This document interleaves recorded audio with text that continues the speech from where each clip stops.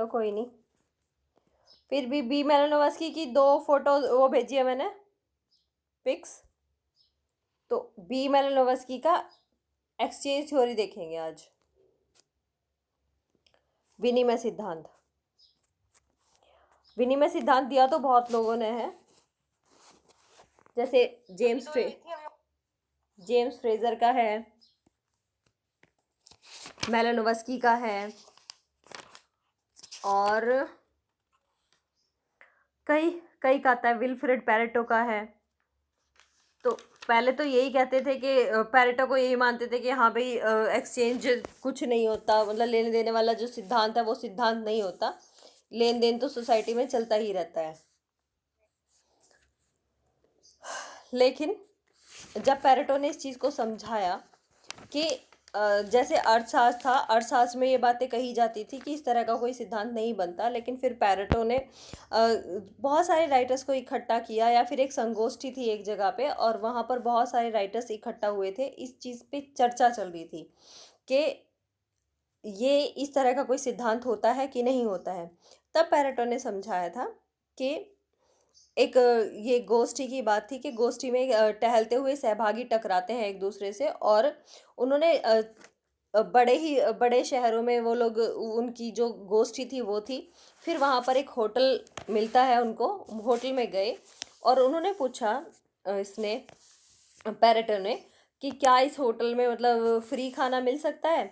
तो उनके जो साथ में गया था बंदा होटल में ही, तो वो उन पे हंसने लगा, मतलब पैरेटो पे। उसने कहा कि कोई कोई होटल हमें मुफ्त में खाना कैसे दे सकता है, तो या फिर ऐसे होटल हमें कैसे मिल सकते हैं जहाँ पर हमें मुफ्त में खाना मिलेगा। ऐसा तो हो सकता है कि कहीं पर सस्ता या कहीं पर महंगा खाना मिले, लेकिन ऐसा नहीं मिलेगा कि मुफ्त में मिले।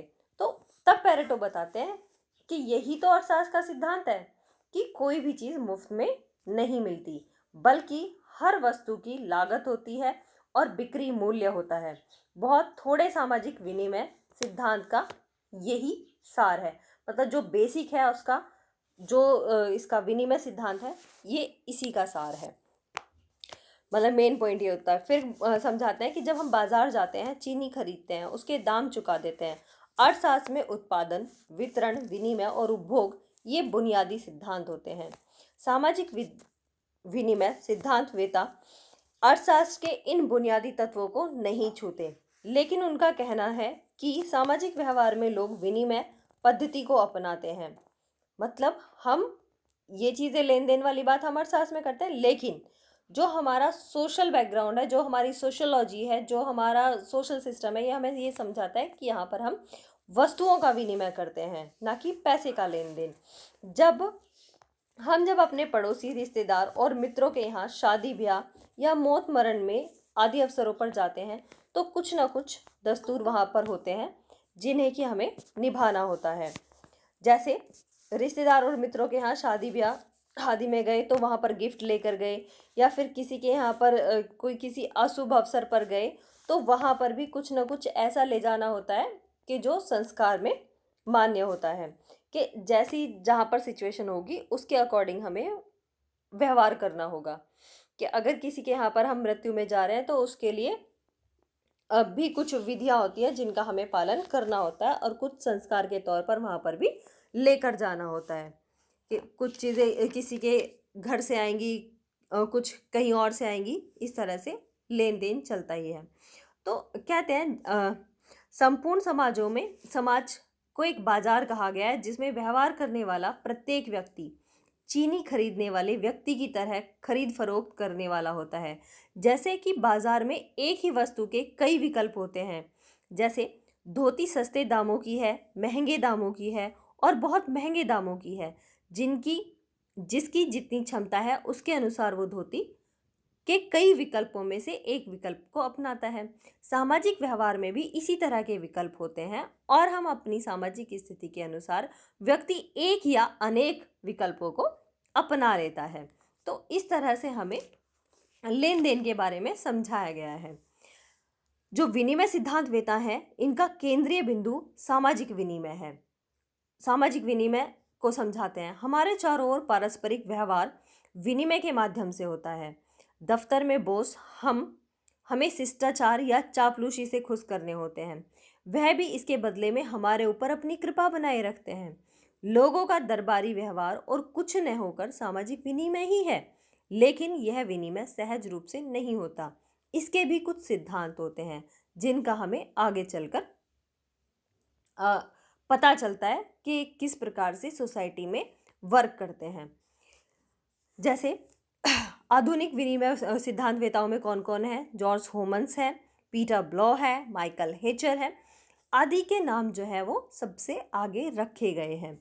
इन्होंने कौन कौन से सिद्धांत दिए हैं? माइकल हेचर का नाम विशेष रूप से, होम्स ने विनिमय व्यवहार को विकसित किया, ब्लो ने संरचनात्मक विनिमय सिद्धांत को।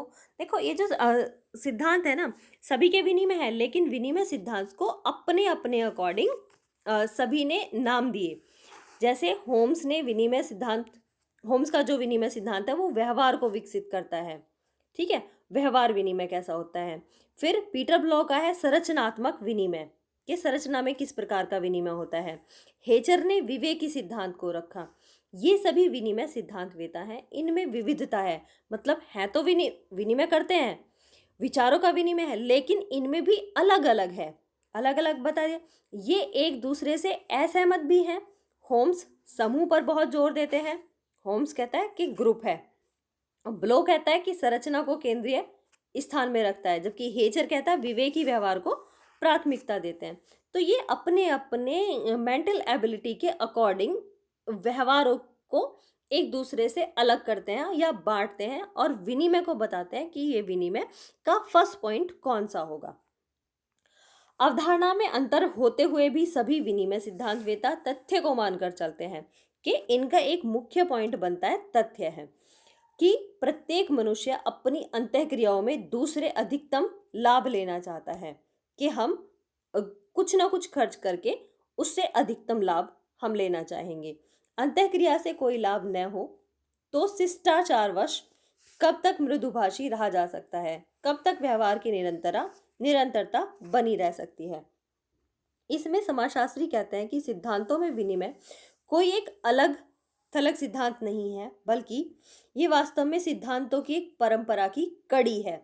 मतलब हम कोई अलग से नहीं लेकर आए, बल्कि ये कड़ी जो है वो निरंतर चलती रहती है। निरंतर चलने वाली कड़ियों में कौन कौन से सिद्धांतों को जोड़ा? कहा कि विनिमय सिद्धांतवेताओं ने विभिन्न समाज विज्ञान सिद्धांतों को से खुले हाथों से इसको लिया। जैसे क्लासिकल अर्थशास्त्रियों से हमने उपयोगितावाद को लिया। अब ये 3 पॉइंट बनते हैं कि क्लासिकल अर्थशास्त्रियों से हमने उपयोगितावाद को लिया कि किस प्रकार से उपयोगिता होती है। फ्रेजर, मेलानोव्स्की, मार्शल मार्श और लेवी स्ट्रास से इसने सामाजिक मानव शास्त्र को लिया और मनोविज्ञान से व्यवहारवादी मत को लिया गया।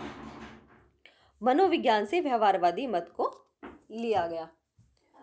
ठीक, अब आगे चलते हैं। इसके उदाहरण दिए, फिर मार्क्स ने भी इसको यूज किया, समाजशास्त्र में अपनी एक परंपरा बनाई। उसमें उदाहरण के तौर पर मार्क्स ने अपने संघर्ष सिद्धांत में जब स्रोतों की चर्चा करते हैं तब उन्होंने विनिमय सिद्धांत की रूपरेखा को दिया। किसने? मार्क्स ने। एक सेकंड रुको, देश को चुप कर दो, चुप बिल्कुल। फिर इसी तरह से मार्क्स ने विनिमय सिद्धांत की रूपरेखा को दिया। फिर इसी तरह से जॉर्ज सिमेल आता है। जॉर्ज सिमेल पूंजी के दर्शन की व्याख्या करते हैं, तब वे विनिमय सिद्धांत का उल्लेख करते हैं और विनिमय सिद्धांत के बारे में बताते हैं। ये सब कुछ वृद्ध बौद्धिक आधार हैं जिनके संदर्भ में आगे के जो हमारे विनिमय सिद्धांत है ये चले। जैसे उपयोगितावाद है और 1770 और 1850 के बीच अर्थशास्त्र के सैद्धांतिकरण में एडम स्मिथ, डेविड रिकार्डो और जॉन स्टुअर्ट मिल तथा जेरेसी बेंथम के नाम विशेष रूप से लिए जाते हैं। इनमें से प्रत्येक अर्थशास्त्री ने आर्थिक सामाजिक विचारधारा में अपना अपना योगदान दिया है। सभी के सिद्धांत का अपना एक निजी उपागम है। फिर भी सामान्य रूप से देखें तो सभी विचारक इस मान्यता को लेकर चलते हैं कि मनुष्य एक मूल में विवेकशील प्राणी है और हर तरह से अपने प्रयास में वह यह चाहता है कि उसे अधिकतम लाभ पहुंचे। इसे अर्थशास्त्र में उपयोगितावाद कहते हैं। उपयोगितावाद के इस सिद्धांत को ही नई नई विचारधाराओं से जोड़ा जाता है।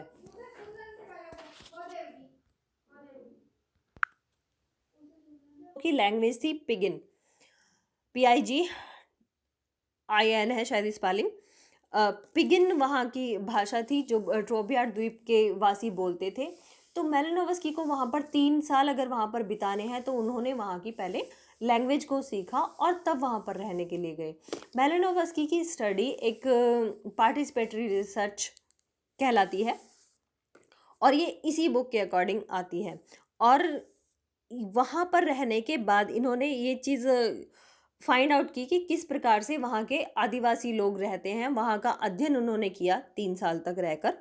तो इसी के बारे में चर्चा यहाँ पर की गई है और उन्हीं के जो बीच आदान प्रदान होता है वस्तु विनिमय का, उसी वस्तु विनिमय के सिद्धांत को यहाँ पर इस टॉपिक में आपके दर्शाया गया है कि किस किस तरीके से वो वस्तु विनिमय वहाँ पर होता है। तो बात आती है, प्राय यह कहा जाता है, शुरुआत यहाँ से होती है कि फ्रेजर ने उपयोगितावाद पर आधारित जिस विनिमय सिद्धांत को बनाया था, मेलानोव्स्की ने उसके बखिए उधेड़ दिए और उसे बदल दिया। कैसे? जहाँ फ्रेजर विनिमय सिद्धांत का आधार आर्थिक अभिप्रेरण मानते हैं। फ्रेजर कहता है कि विनिमय सिद्धांत जो है आर्थिक तौर पर जुड़ा हुआ है, लेकिन मेलानोव्स्की कहता है कि नहीं, विनिमय का बुनियादी आधार गैर भौतिक यानी सांस्कृतिक है। ठीक है, कि ये पैसे से जुड़ा नहीं है बल्कि संस्कृति से जुड़ा हुआ है। मेलानोव्स्की फ्रेजर के बहुत निकट थे, दोनों समकालीन थे कि जैसे दोनों फ्रेंड्स थे। फिर भी उन्होंने फ्रेजर के विनिमय सिद्धांत को उलट पलट दिया। भाई फ्रेजर ने कहीं और की स्टडी की तो उन्होंने अपनी स्टडी बेसिक बताई, लेकिन मेलानोव्स्की ने ट्रोबियाड द्वीप की स्टडी की, वहाँ पर आर्थिक तौर पर जो विनिमय था वो नहीं पाया गया। इसीलिए मेलानोव्स्की ने कहा कि वहाँ पर आर्थिक तौर पर विनिमय न पाकर सांस्कृतिक तौर पर विनिमय पाया जाता है। तो आगे बढ़ते हैं। मेलानोव्स्की की तो विनिमय सिद्धांत के बारे में एक पक्की धारणा है कि विनिमय सामाजिक सुदृढ़ता को कायम करता है। सच्चाई यह है कि मेलानोव्स्की ने भौतिक या आर्थिक विनिमय को सांस्कृतिक या प्रतीकात्मक विनिमय से अलग किया और यही मेलानोव्स्की का फ्रेजर से विरोध है। वे दूसरी महत्वपूर्ण बात कहते हैं कि जब आदिम समाजों, अगर तुम्हारे पास पॉइंट आएगा कि हाँ इसको फ्रेजर का विनिमय मेलानोव्स्की के विनिमय सिद्धांत से किस प्रकार से अलग है, तो पहला पॉइंट ये मिला। और दूसरा पॉइंट आता है कि जब आदिम समाजों में सदस्यों में सांस्कृतिक या सामाजिक विनिमय होता है तो उसके पीछे कहीं भी आर्थिक अभिप्रेरणा नहीं है। यदि कोई अभिप्रेरण है तो यह मनोवैज्ञानिक है। मेलानोव्स्की ने ट्रोबियाड टापू पर रहने वाले आदिवासियों में क्षेत्रीय कार्य किया। वहां के आदिवासियों में उन्होंने विनिमय संबंधों को पाया। ये आदिवासी समूह कई टापुओं में बटे हुए थे। विनिमय द्वारा अनगिनत टापुओं के विभिन्न जनजाति समूह में सुदृढ़ता बनी रहती है। मेलानोव्स्की ही नहीं, मार्शल मास और लेवी स्ट्रास भी आग्रह पूर्वक कहते हैं कि आदिवासी समूह पारस्परिक आदान प्रदान यानी विनिमय द्वारा अपने बीच बराबर सामाजिक संबंधता बनाए रखते हैं। उनमें भेंट गिफ्ट की प्रथा बहुत महत्वपूर्ण है। वास्तव में इस समाज की स्थापना ही इस कानून पर हुई है कि समाज में पारस्परिक सेवाओं द्वारा सुदृढ़ता बनाई रखी जाएगी। इन समाजों में जो भी विभाजीकरण है, टोटम में, बंधुत्व में और स्थानीय गांवों में, उसे संबंध रखने का काम आपसी लेन देन ही है। अपने लोगों के बीच भी यही पारस्परिक लेन देन का सिद्धांत बड़ी खूबी से काम करता है। ऐसा होता था कि वहाँ पर कुछ, चलो ठीक है इसमें लिखा ही है, इसके अकॉर्डिंग ही बता देते हैं कि जो भी त्योहार वगैरह होते थे तो उन त्योहारों पर, जैसे हाँ यहाँ पर होली पर, दिवाली पर या फिर ईद पर, इस तरीके से लोग आपस में मिलते हैं कि त्योहारों पर मिलते हैं। तो उनके बीच भी इसी तरह के कुछ फेस्टिवल्स होते थे। उन फेस्टिवल्स पर वो लोग एक टापू से दूसरे टापू पर मिलने के लिए जाते थे, और जो उनके द्वारा बनाए गए आभूषण होते थे, जैसे नेकलेस होते थे या फिर रिंग होती थी, तो इस तरह के आभूषण एक दूसरे से वो बदलते थे कि अब की बार मिले तो आपने उनको कुछ और दिया, और जब वो आपसे मिले तो वो आपको फिर से ऐसी ही चीज़ें कुछ गिफ्ट्स में देकर गए। तो इस तरह का वस्तु विनिमय वहाँ पर होता था। अब आते हैं बुक की लैंग्वेज में।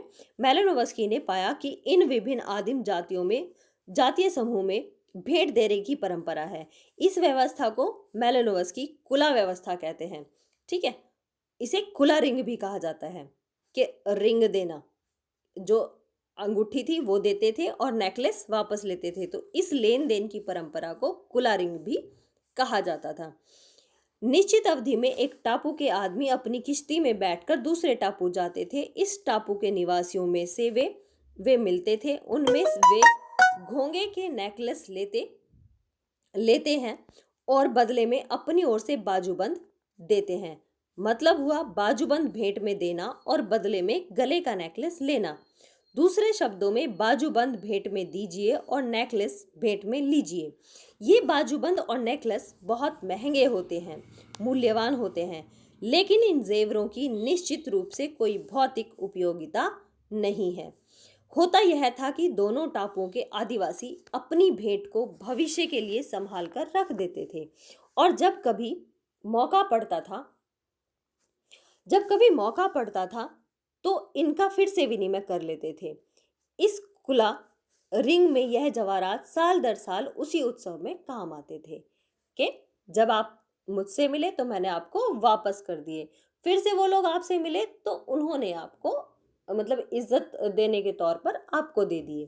तो वेलकम करने का एक तरीका था, वेलकम करने की एक वस्तु थी जिसके अकॉर्डिंग लोग एक दूसरे का वेलकम करते थे।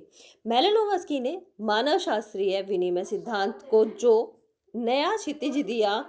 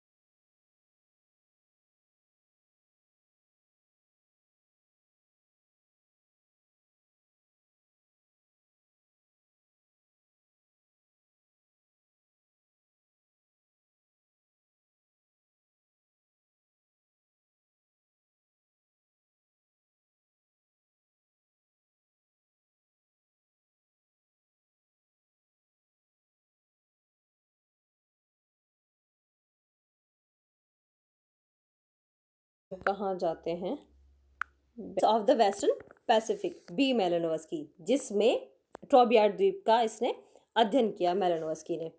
तो मेलानोव्स्की कहते हैं कि मेलानोव्स्की की खुला रिंग की अवधारणा इस सिद्धांत को नकारती है कि आदमी सदैव विवेकी नहीं होता, बल्कि वो कहते हैं कि विवेकी होते हैं, क्योंकि साल दर साल जब चीज़ें चेंज करते थे तो उसमें एक विवेक पूर्ण जो धारणा है वो बनी रहती थी।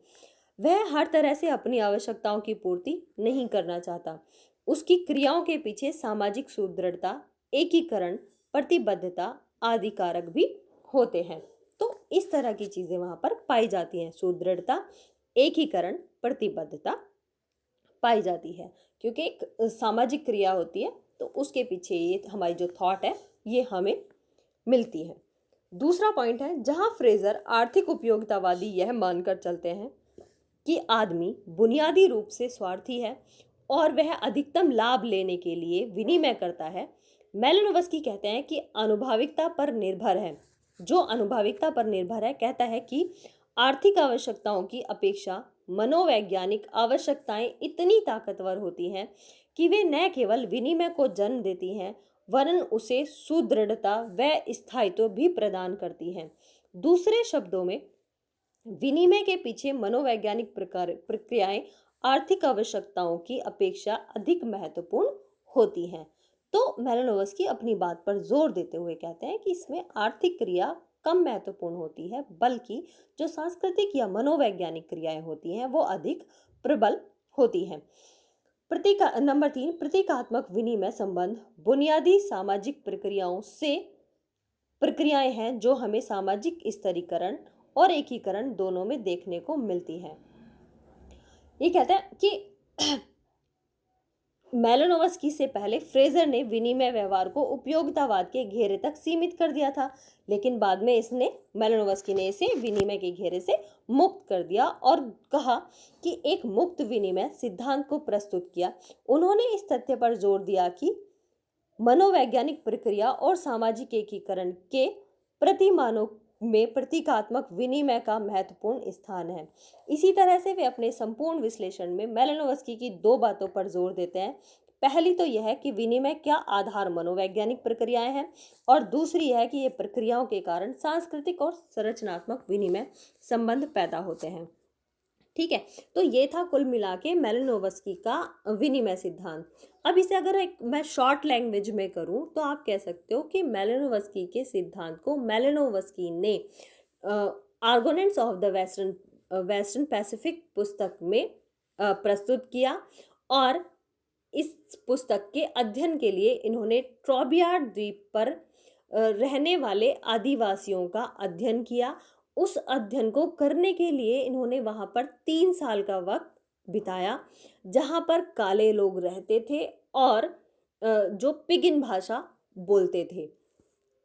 उन लोगों का अध्ययन करते हुए मेलानोवस्की ने वहां पर पार्टिसिपेटरी रिसर्च किया, सहभागी अवलोकन किया। यह पुस्तक सहभागी अवलोकन पर आधारित है, और वहां पर जो लोग रहते थे तो उनमें रहने के बाद के साथ साथ मेलानोवस्की उनकी जो भी संगोष्ठी होती थी, रागनियां होती थी, कोई भी फैसला होता था या फिर कोई भी अनाउंसमेंट होता था, रात की उनकी चौपालें होती थी, किसी भी कार्यक्रम में अपनी पूर्ण सहभागिता मेलानोवस्की ने वहां पर की, और अपनी ऑब्जर्वेशन करके अपनी ये पुस्तक arguments of the western Pacific उन्हीं के आधार पर लिखी। और वहाँ पर जिस तरह के ये फंक्शंस चलते थे कि एक टापू के लोग दूसरे टापू पर जाते थे अपने फेस्टिवल्स के दौरान, तो तब वहाँ पर ये वस्तु विनिमय करते थे और इनकी संस्कृतियों का भी आदान प्रदान वहाँ पर होता था। बदले में ये बाजूबंद और नेकलेस देते थे और रिंग भी देते थे। तो इन चीज़ों के आदान प्रदान को ही वहाँ पर कुला रिंग भी कहा जाता था। ठीक है, कुल मिला के जैसे लास्ट सेमेस्टर में शायद पढ़ी होगी तुमने, arguments of the western Pacific book इस सिलेबस में भी थी एमए फर्स्ट सेमेस्टर के में। तो सेम टू सेम आप इसी तरह से उसको लिख सकते हो, और यहाँ पर भी इस बुक को इस तरह से प्रेस्क्राइब करके लिख सकते हो, और इसके कुला रिंग के बारे में बता सकते हो, प्लस वस्तु विनिमय के बारे में बता सकते हो। वस्तु विनिमय कहाँ से स्टार्ट हुआ, उसके बाद मेलानोवस्की मनोविज्ञान पर जोर देता है, तो इस चीज़ को भी आप लोग समझा सकते हो। ठीक है, अभी नहीं समझ आई हो तो फिर मुझे बता देना, एक बार फिर से कर लेंगे इसको। बाकी मेरे हिसाब से तो आगे हो जानी चाहिए क्लियर। सब ठीक ठाक हैं? सब लोग कैसे हैं सभी? अरे बोलो सभी, माइक खोलो। ठीक है ma'am. Good afternoon ma'am. Good afternoon. किसी के घर में कोई दिक्कत तो नहीं है? नहीं, फिलहाल तो ठीक है मैम। मैम अभी काफी सारी पड़ोस में हो गई थी प्रॉब्लम। अच्छा। हाँ जी मैम, कितनी सारी डेथ हो गई थी। अरे गाँव में मैम। हाँ, काफी फैला है, मतलब इस बार ज्यादा कोरोना संक्रामक बहुत रहा है, बहुत लोग बीमार हुए हैं। जी मैम, अब भी सबको फीवर हो रखा है मैम। अच्छा, कॉलेज में भी काफी टीचर्स, लगभग आधे से ज्यादा टीचर्स बीमार रहे हैं, उनकी फैमिलीज परेशान नहीं है, लेकिन बाकी सब लोग ठीक है। ऐसे कोई कॉलेज के टीचर्स के साथ कोई वो मिस हैपनिंग नहीं हुई, हालांकि बहुत मुश्किल से निकले हैं, लेकिन फिलहाल ठीक है सभी लोग, है ना। चलो सब अच्छा लोग है। अपना ध्यान रखिए। आज चैप्टर पढ़ाया आपको, विनिमय सिद्धांत पढ़ाया। विनिमय का मतलब आप लोग समझ रहे हैं, विनिमय का मतलब लेना देना, है ना। विनिमय में क्या है कि हम लोग एक्सचेंज करते हैं, कुछ लेते हैं कुछ देते हैं। और जैसा कि मेलनोस्की का सिद्धांत बताया, तो उससे के बारे में कि उपयोगितावाद की बात थी कि सामाजिक सांस्कृतिक होता है, तो निश्चित तौर पर हम अपने घर में देख सकते हैं कि जैसे आप किसी के शादी में जाते हैं, आप एक लिफाफा लेके जाते हैं 100 रुपए का, 500 रुपए का। क्यों लेके जाते हैं? आप ये देखते हैं कि अगले ने हमें कितने पैसे दिए थे, है ना। जब हमारे यहाँ कोई कार्यक्रम हुआ था तब इन्होंने कितने दिए होते हैं, आप देखते हैं परिवार में डायरी में लोग मेंटेन कर लेते हैं, लिख लेते हैं कि फलाना जो रिश्तेदार था उसने दिए। हम भी उसको उतने ही लगभग पैसे देकर आते हैं, तो हिसाब तो बराबर हो गया। लेकिन जब हिसाब बराबर है, उन्होंने 100 रुपए दिए, आपने 100 रुपए दिए, फिर दिए क्यों? लाभ तो किसी को भी नहीं हुआ, वहीं के वहीं रही चीज। लेकिन इससे सामाजिक संबंध बने रहते हैं ना, संबंध बने रहते हैं। जब कोई उत्सव हुआ तो हमने उनके यहाँ जाकर कोई उपहार दे दिया, या पैसे दे दिया, या कुछ और चीज दे दी, और जब हमारे यहाँ कोई हुआ तो उन्होंने दे दिए। तो ये सामाजिक संबंधों की निरंतरता को बनाता है। इस चीज को आप खुद से महसूस कर सकते हैं। यही विनिमय सिद्धांत है समाजशास्त्र। जी मैम। कि हम क्या लेन देन करते हैं। तो जो और लोग रहे हैं, मेलनोस्की की जैसे बात कर रहे हैं, फिजर की बात कर रहे हैं, आर्थिक उपयोगितावाद भी आर्थिक वो भी रहता है, क्योंकि फिर पैसे क्यों दिए जाए, कुछ और चीज दी जाए। लेकिन मेलनोस्की ने जिस द्वीप की बात की कि शुरुआत क्यों हुई, तो वो वहां उन्होंने देखा कि कुछ चीजें हैं, कुछ वस्तुएं हैं जो लोग एक समूह से दूसरे समूह में देते हैं और उनको कीमती मानते हैं। एक्चुअली क्या है, किसी भी समाज में किसी भी चीज की कीमत का निर्धारण समाज ही करता है ना। अगर हम कहते हैं सोना बहुत बहुमूल्य है, क्यों है? क्योंकि सोने की कीमत हमने खुद बहुत ज्यादा निर्धारित कर रखी है। खाते तो नहीं हम सोना, जी मैम। पहनते ही हैं। अगर हम सोना पहनना बंद कर दें और हम मान लें कि ठीक है बेकार होता है सोना, हमें पहनने से कुछ नहीं लग रहा, हम तो नॉर्मली अच्छे हैं, तो फिर सोने की वैल्यू क्या होगी? घट जाएगी। घट जाएगी। तो सोना की वैल्यू हम लोगों ने खुद बना रखी है। तो इसी तरह मेलनोस्की ट्रोबेरन द्वीप में अध्ययन करते हैं तो वो देखते हैं कि उन लोगों ने कुछ खास किस्म की वस्तुओं को बहुत ज्यादा कीमती बना रखा है, उनकी वैल्यू निर्धारित कर रखी है। और इस प्रकार जब वे आपस में संबंध बनाते हैं, कीमती वस्तुओं को, वो जो भी सीप के टुकड़े हैं, कोई भी किसी भी तरीके के मेटल और कुछ सामान होते हैं, वो देते हैं तो उनकी कीमत निर्धारित करते हैं। तो इस प्रकार से सामाजिक संबंधों बनाए रखने के लिए उन चीजों का आदान प्रदान करते रहते हैं और इससे संबंध बने रहते हैं। तो ये विनिमय का सिद्धांत है। विनिमय एक्सचेंज, लेना देना, सिंपल सी बात है। एक लेना देना बाजार में होता है, पूरी तरह आर्थिक होता है, जिसमें आप जाते हैं, सामान की जो कीमत होती है वो चुकाते हैं और सामान ले आते हैं, उसका उपभोग कर लेते हैं। लेकिन सामाजिक जीवन में जो विनिमय है वो क्या है? विनिमय स्थिर बना रहता है। आपने 100 रुपए दिए, अगले ने आपके कार्यक्रम में 100 रुपए दिए, फिर जब उसके यहाँ कार्यक्रम होगा तो फिर आप जाकर देंगे, फिर जब आपके होगा। इस तरह पीढ़ियों तक इसी तरीके से लेन देन बना रहता है। वो फाइनल नहीं होता कि अब आपने चुका दिया, आपको नहीं देनी है, जैसे कि बाजार में होता है। तो ये सामाजिक जीवन का जो लेन देन है, ये सामाजिक विनिमय कहलाता है, जिसको हम समाजशास्त्र में एक सिद्धांत के रूप में पढ़ते हैं। फ्रेजर ने इस सिद्धांत को विशेष तौर पर शुरुआत की और फिर मेलनोस्की ने आगे बढ़ाया। और आई थिंक अब क्या पीटर ब्लाउ का है ना, हमारी थे उसमें, यस सर। है ना। पीटर ब्लाउ को आप डिटेल में और ज्यादा पढ़ेंगे, उनकी थ्योरी डिटेल में है, तो उसको आगे देखेंगे। तो पढ़ लेना, जो चीज समझ में ना आए कल उसको पूछ लेना, ठीक है ना। उसको भी समझ में ना आए, अगर कोई चीज समझ में नहीं आती है तो कल पूछ सकते हैं, ठीक है। ओके। और बाकी बच्चों को भी बोल देना कि जो बच्चे कर सकते हैं, चूंकि गूगल मीट पर क्लास हम ले रहे हैं, इसलिए ले रहे हैं क्योंकि गूगल मीट पर कोई भी अपने मोबाइल फोन से क्लास कर सकता है। अपनी ऑडियो वीडियो बंद करके आराम से कर सकते हैं। कोई बहुत ज़्यादा डाटा का इसमें प्रॉब्लम नहीं आना है। तो सभी लोगों से कहिए कि वो क्लासेस को करें, क्योंकि क्लासेस ऑनलाइन होनी है और जब भी नॉर्मल स्थिति होगी तो एग्जाम्स होंगे, आप लोगों के कम से कम होंगे। ठीक है, तो बता दीजिएगा और सब अपना ध्यान रखिएगा अपने स्वास्थ्य का। ठीक है, oh okay ma'am, bye bye ma'am.